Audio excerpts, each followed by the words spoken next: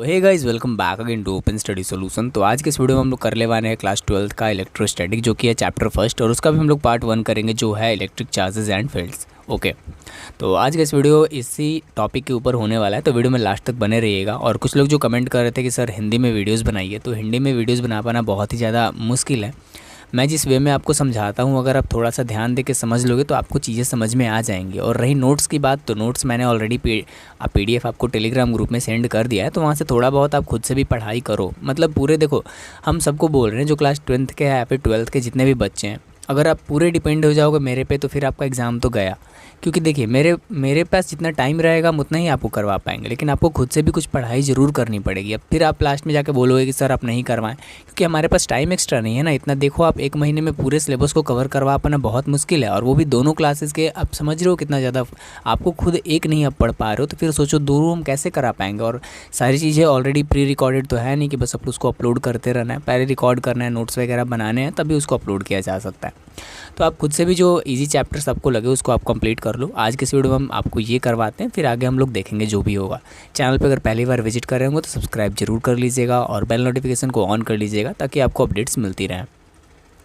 आज का जो चैप्टर है वो है इलेक्ट्रोस्टैटिक्स। अब इलेक्ट्रोस्टैटिक्स इसे क्यों बोला जाता है, ठीक है, क्योंकि इसमें हम लोग पढ़ते हैं कि जो चार्जेस होते हैं वो रेस्ट पे होते हैं। ओके, अब चार्जेस रेस्ट पे कैसे होते हैं, देखिए चार्जेस हम लोग इस चैप्टर में, जैसे 12th में हम लोग 2 तरह के चार्जेस के बारे में पढ़ेंगे। 2 तरह के बेसिकली चार्जेस नहीं है वो, मतलब एक स्टैटिक चार्ज होगा और एक आपका जो करंट चार्ज होगा वो होगा, ठीक है। तो अब देखिए यहाँ पे आज का हम लोग जो टॉपिक हमारा रहेगा वो रहेगा आपका इलेक्ट्रोस्टैटिक्स, जैसा कि आपको यहाँ पे दिख रहा होगा। तो आज हम लोग पढ़ेंगे रेस्ट के बारे में। जैसे चार्जेस जो रहेंगे यहाँ पे, तो चार्जेस रहेंगे वो एट रेस्ट रहेंगे, मतलब चार्जेस जो है वो स्थिर रहेंगे, ठीक है। तो इलेक्ट्रोस्टैटिक का मीनिंग भी यही होता है। इलेक्ट्रो मतलब होता है इलेक्ट्रिसिटी एंड स्टैटिक्स का मतलब होता है रेस्ट, ठीक है, रेस्ट, ठीक है। यहाँ पे फ़ोन से थोड़ा सा बहुत प्रॉब्लम होती भी है लिखने में। ओके, तो चार्ज जो है वो आपका यहाँ पर रेस्ट होता है। अब चार्ज क्या होता है ये तो सभी को मालूम है, लेकिन थोड़ा सा डेफिनेशन हम लोग देख लेते हैं। क्या होता है charge? Charge is an intrinsic property of matter due to which it experience electrostatic force on attraction and repulsion. अब क्या होता है, जैसे हम लोग बेसिक शब्दों में समझे तो मान लीजिए कि ये एक एरिया है, मान लीजिए आप ही का एरिया, आप अपने गांव या फिर शहर में मान लीजिए गुंडे हो, एकदम बॉस वाली फीलिंग आ रही है आपको। अभी आप यहाँ पे मिडिल में बैठे हुए हो। अब जैसे आपके गैंग में बहुत सारे गुंडे होंगे, मान लीजिए ये आपके गुंडे हैं, ठीक है। अब इन गुंडों क्या करेंगे कि ये अदर जो जैसे लड़ाई होगी, मान लीजिए दूसरे ग्रुप के लोगों के गैंग के साथ आपकी लड़ाई होगी। अब ये गैंग चाहेगा कि हम इस पे अटैक करें, लेकिन ये गैंग क्या करेगा कि इसको रोकने की कोशिश करेगा, इस पर एक फोर्स लगाएगा, फोर्स के हटो, हम तुमको इधर आने नहीं देंगे, समझे। तो यही बेसिकली होता है, जिनका इलाका होता है वो खुद ही बाग होते हैं। तो ये जो इलाका में अगर आएगा तो इस पर फोर्स लगाएगा, ठीक है, क्लियर। तो बेसिकली यही चीज़ है यहाँ पे, इलेक्ट्रोस्टैटिक फोर्स वहाँ पे लगती है ऑफ अट्रैक्शन एंड रिपल्सन, अगर कोई इसके जो आपका एक्सपीरियंस करता है उसके अगर निकट आ जाता है तो, ठीक है। चार्जेस 2 टाइप के होते हैं, तो बेसिक सभी को पता है, positive charge and negative charge. Positive को प्रोटॉन बोलते हैं एंड नेगेटिव को इलेक्ट्रॉन बोलते हैं। इतना तो बेसिक सभी को पता होगा, क्लास 10th में भी आपने पढ़ा ही होगा, ठीक है। अब charge on a single electron क्या होता है, ई की वैल्यू होती है 1.6 × 10⁻⁻19 कूलम। वैसे एग्जाम्स में आपको ये लिखा हुआ देखने को मिल जाएगा, मे बी अगर नहीं होता है तो आपको याद करके जाना है। और इसका ऐसा यूनिट जो होता है वो होता है कूलम, ठीक है। ये इंपॉर्टेंट रखना है, MCQs के लिए ये बहुत ज़्यादा इंपॉर्टेंट है, और आपको इससे MCQs पूछे जा सकते हैं, ठीक है। अब चार्जेस के बारे में थोड़ी बहुत बात होगी। अब यहाँ पे देखिए, जैसे ये दोनों आपको डायग्राम यहाँ पे दिख रहा है, तो पॉजिटिव चार्जेस जो होते हैं रिपेल ईच अदर करते हैं, मतलब ये दोनों एक साथ जा सकते हैं। मान लीजिए भाई भाई आप अगर हो तो एक साथ जा सकते हो। अब एक भाई हो गया, एक दुश्मन हो गया, तो दोनों में बस कट्टर वही दुश्मनी वाली बात हो जाती है, ठीक है। तो positive charges repel each other and attractive charges attract each other, ठीक है। आगे हम लोग इसके बारे में पढ़ेंगे, तो चलिए आगे देखते हैं यहाँ पे क्या है। देखिए, प्रॉपर्टीज़ हम लोग पढ़ते हैं चार्जेस के, अट्रैक्शन एंड रिपल्सन की properties. Like charges repel each other, मैंने अभी आपको बताया, and unlike charges attract each other, ठीक है, इतना क्लियर है बेसिक। अब एडिटिव नेचर ऑफ चार्ज होता है, चार्ज जो होता है वो क्वांटाइज्ड होता है, ठीक है। यहाँ पे हम लोग देखिए क्वांटाइजेशन पढ़ेंगे आगे। यहाँ पे देखिए, charge is additive in nature, that is total charge on a body is algebraic sum of all charges present on a body.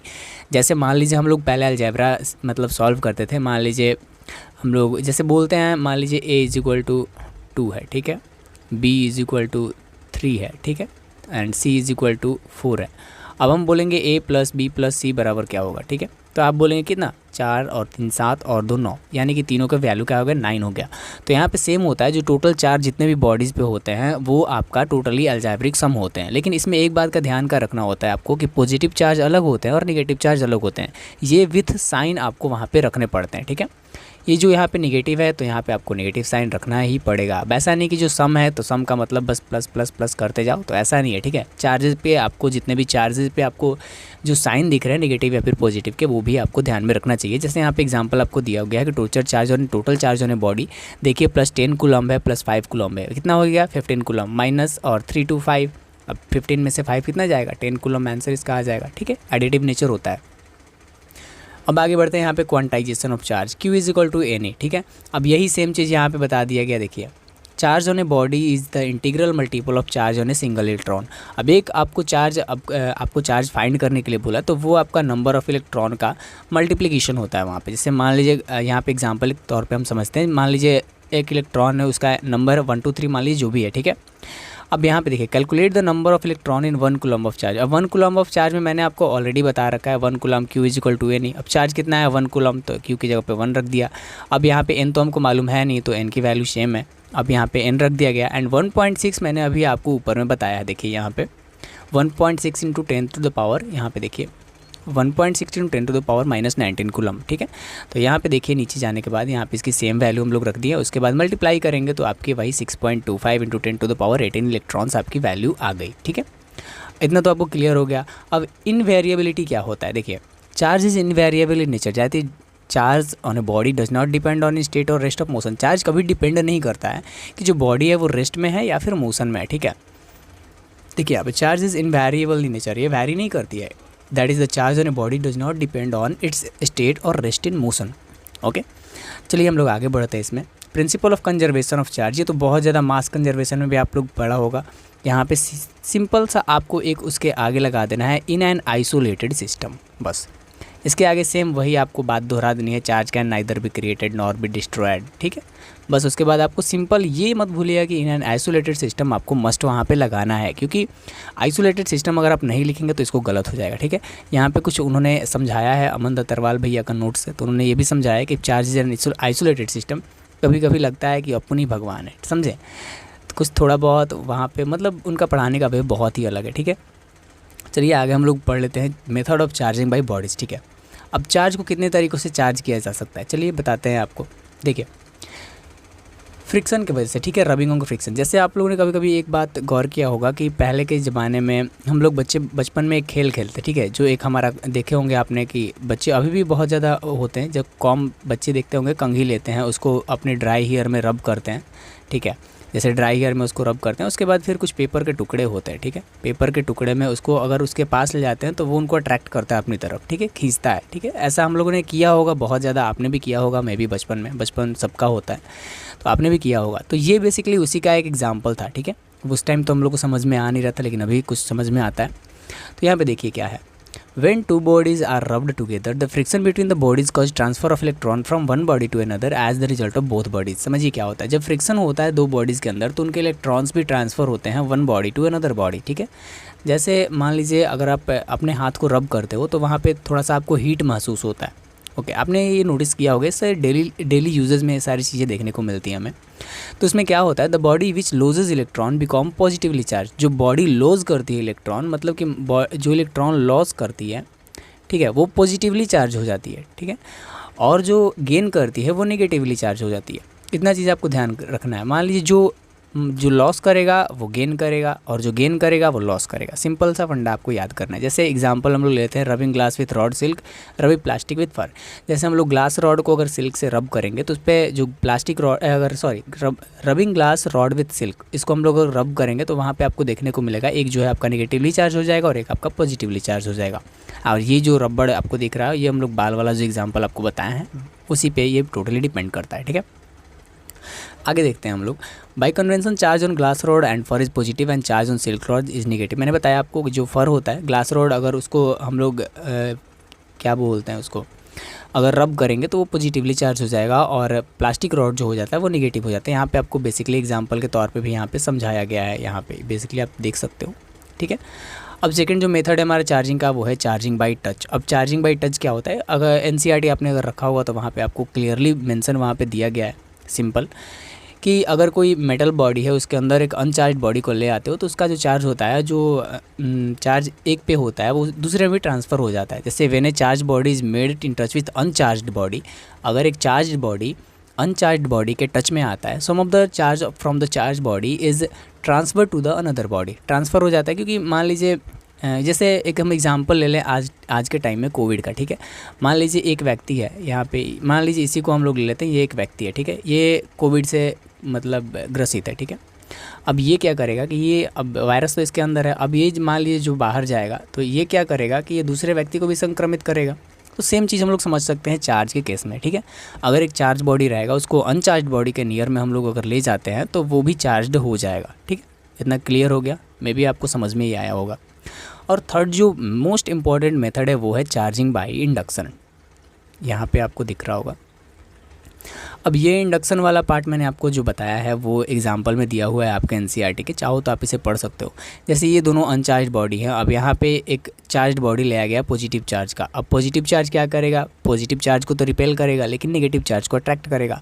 तो पॉजिटिव चार्ज यहाँ पे रिपेल कर रहा है और नेगेटिव चार्ज यहाँ पे अट्रैक्ट कर रहा है। अब देखिए इधर नेगेटिव पॉजिटिव आ गया, दोनों पे चार्ज आ गया, एक पॉजिटिवली चार्ज हो गया, एक नेगेटिवली चार्ज हो गया। इसको एक अर्थिंग की वजह से जोड़ा जाता है, यहाँ पे एक अर्थिंग होती है, उस अर्थिंग से अगर वायर को, मान लीजिए यहाँ पे दोनों है, अगर हमको इसको पॉजिटिवली चार्ज करना है तो नेगेटिव को अर्थिंग कर देंगे, उसके बाद वो पॉजिटिवली चार्ज हो जाएगा, समझे।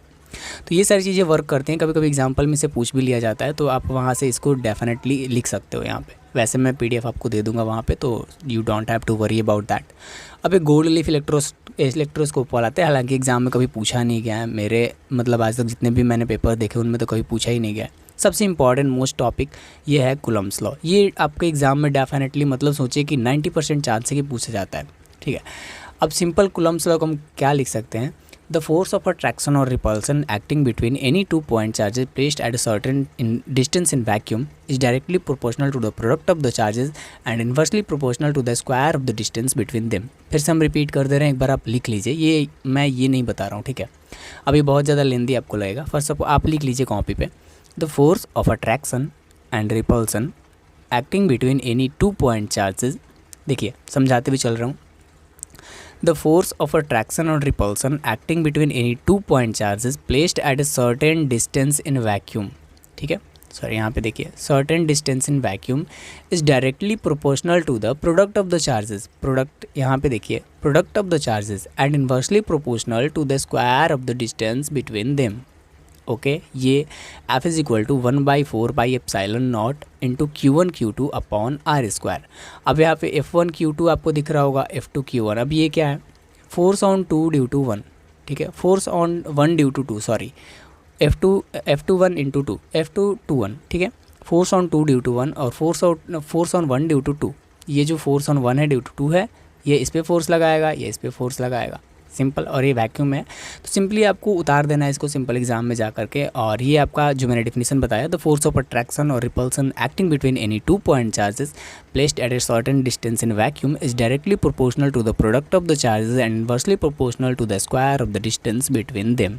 ओके, होप आपको ये क्लियर हो गया होगा। चलिए हम लोग आगे बढ़ते हैं। और परमिटिविटी आपको एग्जाम में पूछा जाता है, इसकी वैल्यू एप्सिलॉन नॉट की वैल्यू होती है 8.85 × 10⁻⁻12 coulomb square newton metre, okay, पर न्यूटन मीटर, ठीक है।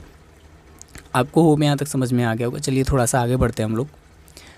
अब यहाँ पे देखिए परमिटिविटी तो मैंने बता दिया है, ये सब कुछ PYQs हैं, आप देख सकते हो। ये प्रीवियस ईयर क्वेश्चन ये CBSE में आए हुए हैं, तो ये आपके एग्ज़ाम के पॉइंट ऑफ व्यू से इंपॉर्टेंट नहीं है, लेकिन आपको एक बार पढ़ लेना है। अब फोर्स मल्टीपल ये सुपरपोजिशन प्रिंसिपल पूछता नहीं है, हालांकि मैं बता देता हूँ आपको अगर आपको थोड़ा सा भी डाउट लगे तो। जो नेट चार्ज होता है उसकी वैल्यू एडिटिव सम होती है। देखिए principle of superposition talk about two things, net force on any charge is the vector sum of all the forces acting on the charge.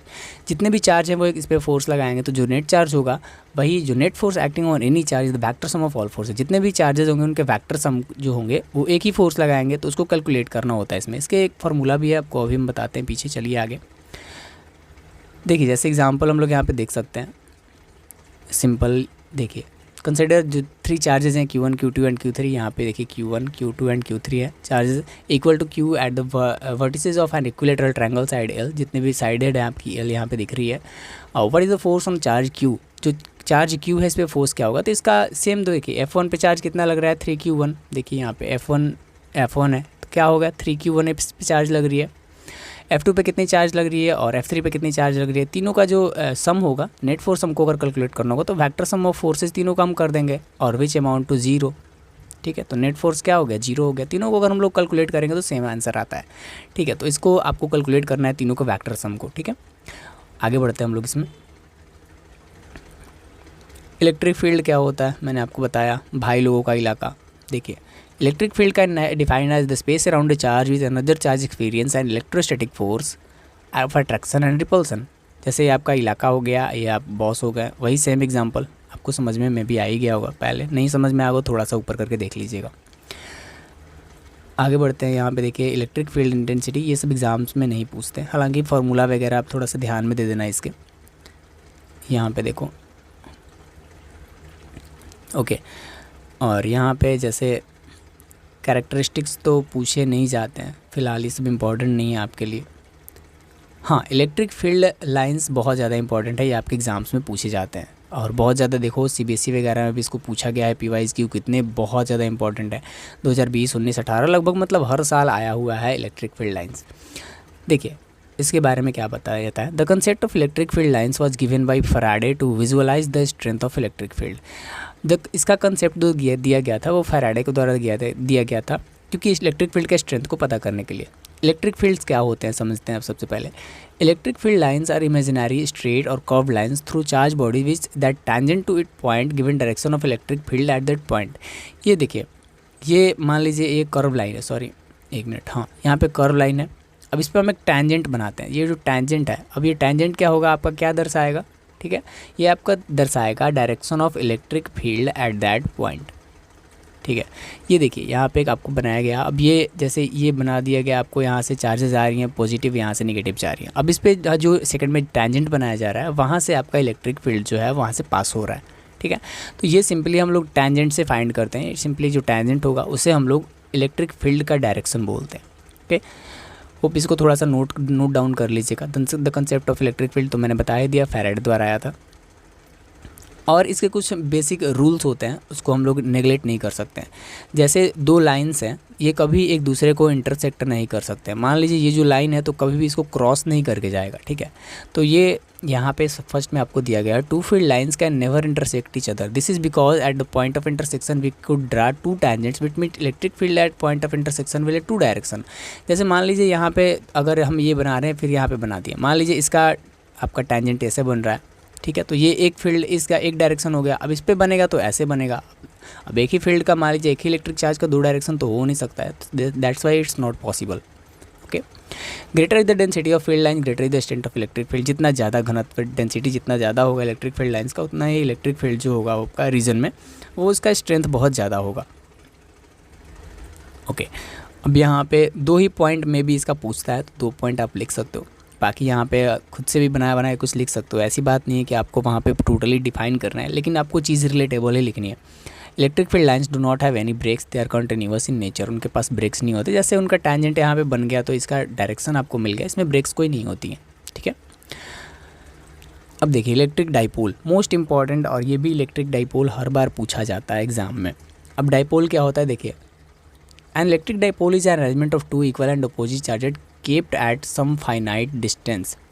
Simply हम लोग बोल सकते हैं system of equal and opposite charges is known as dipole, electric dipole, ठीक है। System of equal and opposite charges. Equal and opposite कैसे, जैसे मान लीजिए ये डायरेक्शन आपका, ये एक पॉजिटिव चार्ज हो गया प्लस क्यू, ये एक नेगेटिव चार्ज हो गया और इसका डिस्टेंस 2L है। मान लीजिए ये एक बीच में पॉइंट है यहाँ पे, तो ये भी L इसका डिस्टेंस यहाँ पे यहाँ तक का पॉइंट P तक का, फिर यहाँ से यहाँ का डिस्टेंस L, तो L plus L is equal to कितना हो जाएगा आपका 2L, ओके। तो ये भी आपका खत्म हो जाता है यहाँ पे। और डाइपोल मोमेंट क्या होता है, the dipole moment vector quantity है, एक बात ध्यान में रखिएगा। और of N electric dipole measure the strength of dipole. Dipole के जो स्ट्रेंथ होता है उसको ये मापता है, ठीक है। The magnitude of is equal to the product of the charges and separation between the two charges, that is P is equal to Q into 2L। यहाँ पे देखिए बहुत ज़्यादा इंपॉर्टेंट है, इससे बेस्ट यहाँ पे आपको न्यूमेरिकल्स भी देखने को मिल जाते हैं, ठीक है, न्यूमेरिकल्स भी आपको मिल जाएंगे वहाँ पे, तो डायरेक्ट आप फार्मूला से भी निकाल सकते हो। और it is the direction along the dipole axis from negative charge to positive charge, same होता है, जो नेगेटिव चार्ज जो वैरी करता है इसमें नेगेटिव चार्ज से पॉजिटिव की तरफ वैरी करता है। Okay, electric field due to dipole, ये आपका डेरिवेशन है, तो डेरिवेशन आपको बहुत ज़्यादा समझ में अभी आएगा नहीं, हालांकि आप स्क्रीनशॉट ले सकते हो इसका, हल्का फुल्का प्रैक्टिस 2-3 बार इसको लिख लोगे कॉपी पे तो आपको आधा से ज़्यादा याद हो जाएगा। बस ये जो इसमें इंपॉर्टेंट चीज़ है आपको ध्यान देना है कि ये डायग्राम आपको ज़रूर बनाना है। अगर आप एक्सियल पोजीशन के लिए बना रहे हो, अगर आप ये सारी चीज़ें लिख देते हो, मैं भी ये सारी चीज़ें लिख देते हो, इसका के यहाँ पे अगर सारी चीज़ें लिख देते हो, अगर डायग्राम नहीं बनाते हो तो आपके मार्क्स यहाँ पे 0 मिलेंगे, ठीक है। तो आपको ये ज़रूर बनाना है, और इसके रिगार्डिंग आपको ज़्यादा इंपॉर्टेंट है नहीं, क्योंकि इतना ज़्यादा डीपली आपसे पूछेगा नहीं, क्योंकि 11-12 दोनों उसको पूछना है, ठीक है। इतना ज़्यादा इस पर फोकस भी मत कीजिएगा। आगे हम लोग देखते हैं कुछ इंपॉर्टेंट होता है, इक्वेटोरियल तो आएगा नहीं आपका। हाँ, डाइपोल मोमेंट क्या होता है देखिए, let us assume that a dipole moment P is kept in uniform. मान लीजिए एक इलेक्ट्रिक फील्ड है, ठीक है, ये एक इलेक्ट्रिक फील्ड है, इसके अंदर एक डाइपोल रख दिया गया है। इसे डाइपोल मैंने आपको बताया क्या होता है, system of 2 equal and opposite charges, यहाँ पे देख रहे होंगे आप, यहाँ पे +Q एंड यहाँ पे -Q, ठीक है। अभी क्या होता है फार्मूला में हम लोगों ने पीछे भी पढ़ा है, P बराबर Q इंटू 2L, और यहाँ पे देखिए इसको अगर हम लोग रख देते हैं तो ये घूमता है, जैसे मान लीजिए फील्ड लगता है, यहाँ पे फील्ड लगेगा तो इधर आएगा, यहाँ पे फील्ड लगेगा तो इधर आएगा। As we can see from the figure the net force on dipole will be 0, क्योंकि क्या होता है इधर से फील्ड लगेगा फिर इधर से फील्ड लगेगा, आपका फोर्स लगेगा, दोनों मिलकर इसको 0 बनाते हैं, क्योंकि एक नेगेटिव चार्ज और एक पॉजिटिव चार्ज है। If two forces not the same the dipole will experience a torque. Torque क्या होता है, dipole moment, torque is equal to P into E, okay. और यहाँ पे वेक्टर दीजिएगा ज़रूर, इसको भूल मत जाइएगा। और कैसे आता है इसका टोटल एक डेरिवेशन होता है, तो डेरिवेशन आपको हम नहीं बता रहे इसमें, बिकॉज इट्स नॉट इम्पॉर्टेंट, अभी आपको थ्योरी कंप्लीट करना है, ठीक है। इलेक्ट्रिक फ्लक्स क्या होता है समझ लेते हैं इसको। इलेक्ट्रिक फ्लक्स बहुत ही ज़्यादा ईजी है। The number of electric field lines passing through any close surface in a particular area. देखिए अब जैसे मान लीजिए ये एक आपका सरफेस है, ये भी सरफेस है एक, आपको इसके भी द्वारा समझ सकते हैं। इसके electric flux can be defined as the number of field lines. देखिए जितने भी इलेक्ट्रिक फील्ड लाइन्स इसके अंदर से पास कर सकते हैं, ठीक है। The number of electric field lines passing through any close surface, ये क्लोज सरफेस है, ठीक है। देखिए जैसे यहाँ पे फ्लक्स यहाँ पे गिवन नहीं है, यहाँ पे समझते हैं। Electric flux can be defined as the number of field lines. जितने भी ये आपको ई वाले दिख रहे हैं सारे फील्ड लाइन्स हैं, अभी मैंने पीछे पढ़ा है इसके रिगार्डिंग, और ये आपका एक सरफेस है। अब जितने भी number of electric field lines इससे पासिंग करेंगे पर यूनिट एरिया में, ठीक है, उसी को हम लोग इलेक्ट्रिक फ्लक्स बोलते हैं। मैग्नेटिक चैप्टर में आप जाओगे तो वहाँ पे मैग्नेटिक फ्लक्स आता है, उसमें जितनी number of magnetic field lines pass होती हैं per unit area in close surface, तो उसे हम लोग मैग्नेटिक फ्लक्स बोलते हैं। लेकिन यहाँ पे आपको इलेक्ट्रिक फ्लक्स पढ़ना है, ठीक है। होप आपको ये समझ में आया होगा। और ये हमेशा परपेंडिकुलर होता है, एक चीज़ ध्यान रखिएगा, ये मत भूलिएगा अभी कि ये परपेंडिकुलर होता है। जैसे आप एग्जाम्पल यहाँ पे ले सकते हो, देख सकते हो। गॉस लॉ आपका बहुत ज़्यादा इंपॉर्टेंट है। गॉस लॉ आपका क्या होता है, total number of electric field lines हम लोग फ्लक्स में पढ़ा है। इसमें होता है total electric flux to a close surface is 1/ε time. The number of electric field lines passing through any close surface area is equal to 1/ε times the total charge enclosed on the total surface, ठीक है। जैसे यहाँ पे phi is equal to यहाँ पे E into DS होता है, ठीक है। ये आपका गॉस लॉ पूछा जाता है एग्जाम में, ठीक है। The number of total electric flux passing through a close surface area per unit time, जैसे equal to 1/ε time the total charge enclosed by the total surface, ठीक है। गॉस लॉ भी आप पढ़ के ही जाइएगा। और इसका एक यहाँ पे डेरिवेशन है, तो डेरिवेशन इज़ नॉट इम्पॉर्टेंट। भी यहाँ पे गॉस लॉ के कुछ आपको एग्जांपल्स भी दे दिए गए हैं। एप्लीकेशंस आपका पूछेगा नहीं एग्ज़ाम में। यूनिफॉर्म, इसके आगे आई डोंट थिंक कि कुछ है, देख लेते हैं कुछ इंपॉर्टेंट होगा तो नहीं है, ठीक है। और इसके आगे आपका सेम यहाँ पे चैप्टर ख़त्म हो जाता है। जो भी इंपॉर्टेंट चीज़ है मैंने इसमें करवा दी है, आपको बस एक बार रिवीजन करना है, इसको खुद से एक बार देख लेना है और आपका डेफिनेटली ये चैप्टर क्लियर हो जाएगा। आगे हम लोग पढ़ेंगे इसके आगे। तो बस कैसे लगे आपको वीडियो कमेंट में ज़रूर बताइएगा, ताकि उससे मुझे मोटिवेशन मिलती है। आपको अगर कोई इंप्रूवमेंट चाहिए तो वो भी बताना, और हम आपको ज़रूर इसमें इम्प्रूव करके देंगे। आपको कैसे पढ़ना बेटर लगा है ये बताइएगा। आपको पीडीएफ से पढ़ने में अच्छा लग रहा है या फिर आपको नोट्स बनाने पड़ेंगे, तो आप जैसा होगा हमको बताइएगा। टेलीग्राम ग्रुप ओपन है आपके लिए, जाके वहाँ पे मैसेज कीजिएगा और सब्सक्राइब जरूर कर लीजिएगा। Thank you so much for watching this video till the end.